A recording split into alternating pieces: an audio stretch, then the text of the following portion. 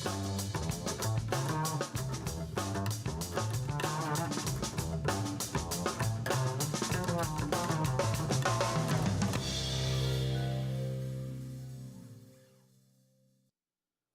everyone, and welcome to Talking Horses. It's Friday, and that means that Greg Wolf is here, joining me, Andy Serling, on Talking Horses. You excited? Good to be. No, I'm actually very excited. I like this card today. Good. I'm looking forward to it. We're going to have a long, deep dive into the first race. Greg and I have been sort of setting it up 3 horses for quite a while. We love a 3-horse field, as we know you do.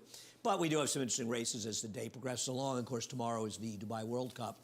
There seems to be some sort of glitch with getting PPs out for these, which is a little frustrating for a lot of people. We'll get them eventually, and it's a terrific card, too. So I'm going to be on for part of that coverage. Tomorrow, our coverage starts at 8 a.m. on Fox Sports 2, so I'm going to take an extra long look at the races. You're just staying here overnight, right? You're going to be up there. No, actually, 10 hours tomorrow. I'm going to stay here. I actually am staying here late because my in-laws arrive, I think, around 8:30. I need to pick them up at JFK, then I go home. I thought you were going to say you're staying late because your in-laws are already at the house. They kicked me out, yeah. Anyhow, we have a lot to talk about. Talk about today's card. You should head over to Naira Bets. Use the promo code bonus200, and we'll match the $200 of your initial deposit. While you're over at Naira Bets, and anytime you're there, check out the track stats as well at nairabets.com. What else do we have? What other magical stuff? Cross Country Big Five, races 7 and 8 here, 8, 9, and 10 at Oaklawn, featuring the Temperance Hill Stakes at 1.5 miles. He did win the Belmont, and that was 1.5 miles. You know what? I think he won the Jockey Club, and I think it was still 1.5 miles when he won it. Did he? Okay. Yeah, I believe he did. Temperance Hill was very fortunate in that it rained a lot before big races.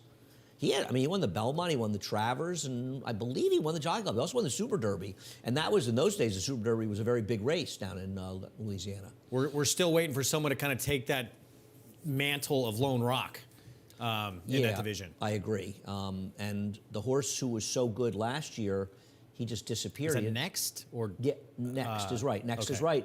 And he disappeared before the Breeders' Cup, and I don't know if I thought he was the lock of the weekend of the Breeders' Cup. And then he looked, yes, he was. And I don't know what the story was with him. We'll see if and when we see him again. What else do we have? We have 10 times points Dubai World Cup day, all day, betting through Naira Bets. Got to opt in, of course, to get that at Naira Bets. And those will start tomorrow morning, as we will be showing them from 8 until 1 tomorrow. 8 until 1, I guess the last hour you're going to be on. Yeah, I'll be on 12 to 1. And we're going to start talking horses at 11:40 tomorrow, so we can finish before the Dubai World Cup starts. I believe the post time's around quarter of. I think it's around quarter of 1. I believe it is, something yeah. like that. And they're usually, because they don't delay to wait for the royal family. That's only in Saudi where they delay. That's what happened, right? Yes. That's why the Saudi Cup was all 10 minutes late, because they stopped everything in the paddock because the royal family was arriving. Well, they don't do that in Dubai. They're there for the whole card. Do they do that for the Sella family at Oaklawn? They're there. They have the house in the infield. They don't have to, right? That's they right. live Good in point. the infield. That would be great, right? To have a racetrack and live in the infield. I don't know who exactly lives there or what the case is, but I imagine with the Sellas, they're probably there every day. And no, I don't think that they would inconvenience their customers for their arrival. I think that they're well above that. Anyway, and I know you're just kidding anyway. 3 to 6:30 today, as we will cover all the action from Oaklawn. We got a huge team down at Oaklawn, and you and I were prepared for Oaklawn. I don't think we discussed one single thing there yesterday. We did not get much airtime at all. That's fine. Heavy lifting Good for you. For the Good group for on us. site in Hot Springs. It's a very exciting weekend. I can't wait to see what happens this weekend. A lot's going to play out. Muth could steal points from someone.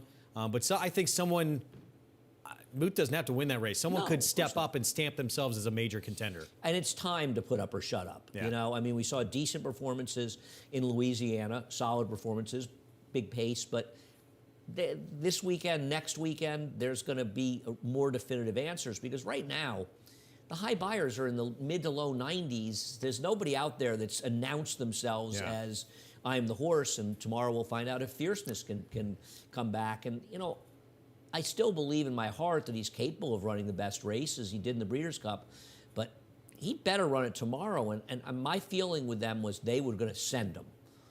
But it's not going to be so easy breaking from post 10 to send and clear the field. If he does that, he's going to have to go pretty fast in doing it. Yeah, no favors done to where he's going to line up. I feel like we're going to see these last few 100-point races some coming out parties. I hope so. Yeah. Yeah, I do too. But I'm looking forward to seeing it. And of course, we're looking forward to the Wood here next weekend as well. Looking at a big field for the Wood should be a fun race. Deterministic, who, if he can build in that Gotham, he could be the one. I mean, for people who look at the sheets, I know he ran a very, very fast race in the sheets. I don't know what Thoroughgraphs had him. I think the haven't sheets seen it yet. had him at a 7, which is considerably faster, I think, than these horses have been running. So, you know, we'll see how that pans out. But it's an exciting time. It's a fun time. Yeah. And these are good weekends. Looking forward to that. And also, Phillies, the Fantasy tomorrow, Gulfstream Oaks as well. The return of Ways and Means. I'm looking forward to that. I hear she's training very well. And we got a New York bred, too, who's going to probably be the favorite in I think Fantasy. So. She drew the rail. She's supposed to be favored in there, isn't she? I think so, yeah. Yeah. She went down there. She left us for a much bigger purse. Anyway, well, they also sold. Buck Butler sold to, I think, half to WinStar. Okay. Anyway, today's first. It is what it is. Obviously, it's a great disappointment to you and us. And it was a very good we field. don't like to disappoint our customers, and we appreciate the fact, and we know that it has been a rough month, to be honest, and we appreciate people's loyalty to our product, and it's going to get better, and turf racing's only a few weeks away, and it is what it is, and nobody's happy about it. Scratching from 6 to 3, Emerald Forest, who I thought was the worst to beat anyway, is going to be an overwhelming favorite here, and I know that the 2's probably the main speed now, but I don't think Emerald Forest and the 5 Lust and Roam are that slow that they're supposed to be compromised, Greg. Well, it's going to be important, too, especially the way the track played yesterday, to look at how this track plays early on. Because speed, I don't know, was it more speed or was it just more it's really hard to make up ground? I think it may have been hard to make up ground. I Yeah. think that was, so it ends up, yeah, I know it sounds like you're saying the same thing, but you're not. Yeah. Because you're right. I think it's because closers get hindered. Now, it's muddy, but the way they have it listed now is suggesting it's not sealed. And keep in mind, because there's a very big difference between a muddy sealed track and a muddy harrowed track, especially with it being windy and the sun out today. If it's muddy and harrowed, will be good sooner than later, I would imagine. Yeah, I don't know. I didn't like the horse anyway. I don't have the horse. I have him last, but I do think Seas that gets degrees does have a big pace advantage in here. I think he does get loose. I still don't think he wins. I agree. But he had a track in his favor last time out, and listen, I wish we always root for the home team with Tom Morley, Maggie's husband and stuff, but I just prefer Emerald Forest. You were saying, though, on Thoroughgraphs to me that Lost in Rome had run a very big fig. Now, in Beyer figures, he ran sort of the race he's run when he's in good form. You said Thoroughgraphs had him running a much better race. Huge figure, faster than what Emerald Forest ran last time out. Almost 2 lengths faster. It was a huge performance. So, yeah, I mean, if the horse can repeat that, that's going to be the horse to beat. And it's kind of curious because the horse has really only run that number, I think, once or twice in 48 career starts, and all of a sudden ran it again. It's been a long time since. Can he run it back-to-back Yeah. is the question. And Linda claiming Emerald Forest and dropping in $12,000 cheaper. Well, it worked out well when you consider the purse and the fact that it's a 3-horse field. We'll see what happens in race number 1. Race number 2 had a significant scratch with the 5 Trafalgar coming out. Now, it doesn't change the complexion of the race because the horse has no speed, but it was obviously a horse that's capable on the good days of running well enough to win this race. You were going to play against him? I was against him. I mean, this horse was going to be coming from Elmont to try and win this race. I totally agree, and it doesn't seem like the pace is that quick. You've got predicted second off that last race. I want to see it again in a different barn. I don't know where it came from, and I want to see it again. Yeah, so Timeform actually has the 4 on the front end. I feel like Predictive's going to be the one in front. Yeah, I was thinking the same thing, that Predicted's supposed to be in front of this horse. I thought the same thing. I actually think Stundarian has a chance. I don't think he ran that badly last time, arguably in a better race. I didn't think he was impossible in here. I've got him 3rd. But we both picked Mystic Knight, and we'll take a look at his race 2 back, but we are taking a horse that's coming off, pulled up and walked off. Yeah, that's obviously a concern. You can't deny it. But the horse has just faced so much better. This is 2 back? This was for 40,000? Yes, this is 2 back. We did not show him being eased last time. No, thank you. But there were some other good races to go back to. He was very good early in his career. He looked like a stakes horse early in his career. Yeah, I mean, look, this race, the race 4 back, 5 back, 6 back, it's not even close. It's such a massive drop in class. And it just lays over this field, I think. And you know, when you look at the drop down, Well, Rob Atras claimed this horse for 40,000, so it's not a massive, massive drop down. And he's also not that slow. He showed he can be closer to the pace in there. Rob's Barn has been going extremely well. I am not going to try to beat this horse in here because I just don't think Call Me Ray is good enough. I think Predicted's last race, he's going to run it again. I was a little interested in the 6 First Glimpse coming off the claim because last time out was that huge speed track where you and I did that. We basically did everything up to begging people to bet on the 8-1 winner, Bar 14, who neither of us liked particularly going into the race, but he was the lone speed on a day where you just couldn't close, and we just couldn't believe he kept going up in odds, which shows nobody's listening to us. But First Glimpse tried to close up the inside, and I don't think as the day wore on, you wanted to be down on the inside, and I thought he was compromised. And it was off a short layoff, too. It's just tough for me to see beyond Mystic Knight, honestly, in this race, unless, again, keep your eye on the way the track is going and playing early on. If so, Predicted could be dangerous. Yeah, I agree. He's going to have to run that race again to beat me.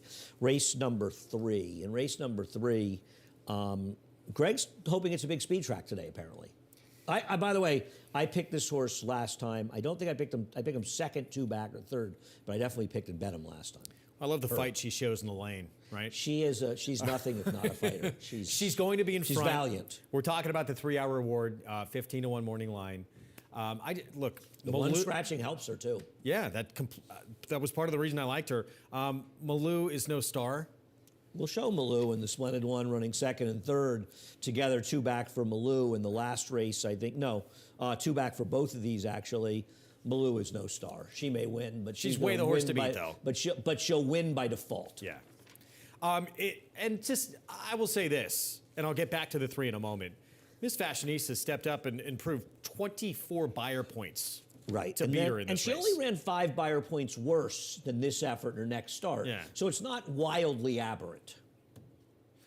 So, this was 2 back. Sorry. So, but the I'm next saying start, of Miss the last start. Yeah. But she ran a little bit faster. I'm just not a big Malou fan. I've got her second. And it looks like her best running is forward. She can't get the lead in this race. No, she's not getting the lead from Our Reward. For me, Our Reward is going to be the one in front. Again, pay attention to the way the track's playing early on. Also, too, in effect, it's sort of, because she was off for so long, it's sort of 2 sprint to a stretch out, which is an angle that I do love. Okay. Because she'll have that foundation and base and now gets a little more grounded. I should have get loose. I should have put her 4th. She's loose, and she's got no tigers in here. No, that are going to be bearing down on her late. I'm not scared really of anyone. She may not be able to get distance, and she might not be good enough, but she's supposed to be in front of this field.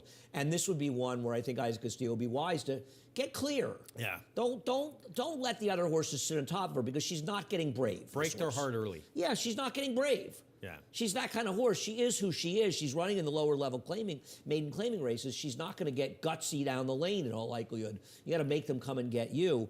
There's 2 interesting horses to be in this race. One of them is Crystal Air, who's dropping down to a claiming race the first time. Mary Alice Coffey's won a couple of races recently, and she has faced better horses, and she used to have some trips. I'm a little worried that her form has completely left her, but I think on the drop down she has to be used. And Dream on Cara, I'm not going to ignore this claim. Gustavo Rodriguez, believe it or not, was looking up maidens off the claim in the dirt. He's 1 for 3 with a 560 ROI. But in maiden claiming races, he's actually 1 for 1. It's not really a sample size. But this is a horse who at times has run races that would bury this field. Yeah.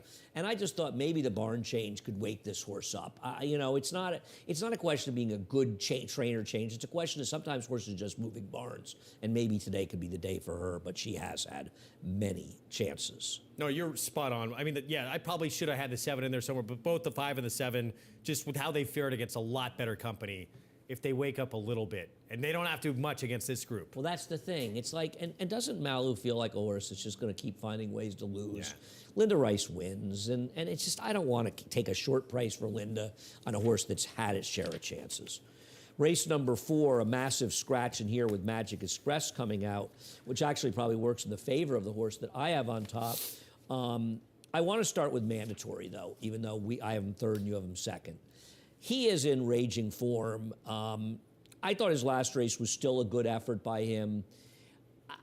I just feel like the competition is starting to get tougher for him, and I wonder if he can continue this good form. This is one of the most interesting races on the entire card to me. I'm actually really excited for this race. So he runs that, frankly, a race that would put him in conversation for the Breeders' Cup Sprint 2 starts back if he could continue to run races like that. Yeah, he doesn't. He goes backwards, but he still wins and still gets a good figure.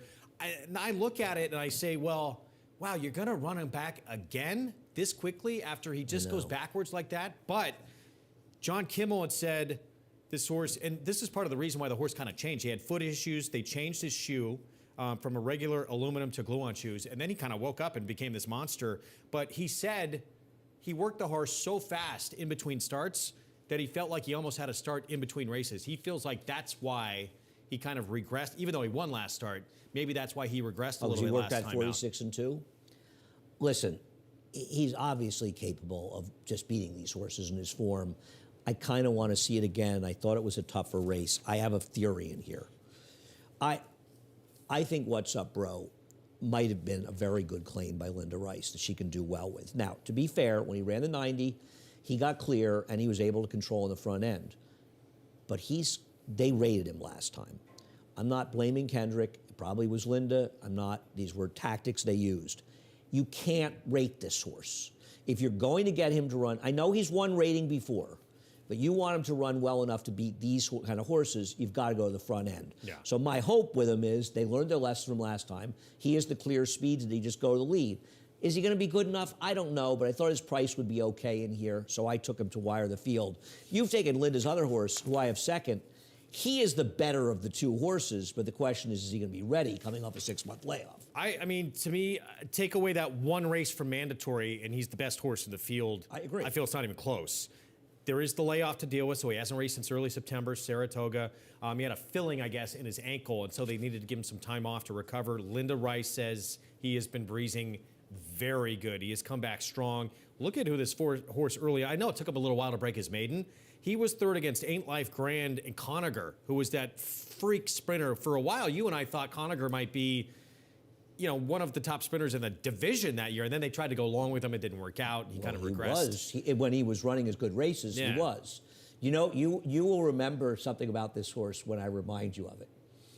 When he won on August 12th at Saratoga, you and I were doing the after show at Saratoga. Okay. And I was extraordinarily grumpy when I showed up on the set and sort of sulking in the corner. And Greg and I have worked together for so long that we know each other pretty well.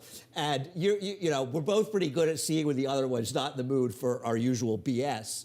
But I bet on Cellino, and he won 7-1. And it was really shocking how my mood just picked right up after that race. So when I saw him running, I laughed and thought about that day. Listen, I agree with you. If Cellino is ready and he runs race, but the problem is he doesn't have any speed. No. And he's going in a sprint, No. and I mean, he might be a little bit compromised in here, but I agree with you. I kind of think he's, oddly, I know Mandatory's the horse to beat, but I kind of feel like Cellino might be the horse to beat as well. Yeah, that's how I felt too. And it hurts him, with Magic Express coming out, it hurts him a little bit. It does. We'll see. Even that last race, that was a really tough other than Ludwig, Frat Pack, Bourbon Bash. Awesome Native was fifth in that race. Oh, yeah, that was, he came back to win back-to-back 90 buyers. Awesome Native should have won. Joel got completely blocked in the stretch. That's true. Yeah, I'm still a little bitter about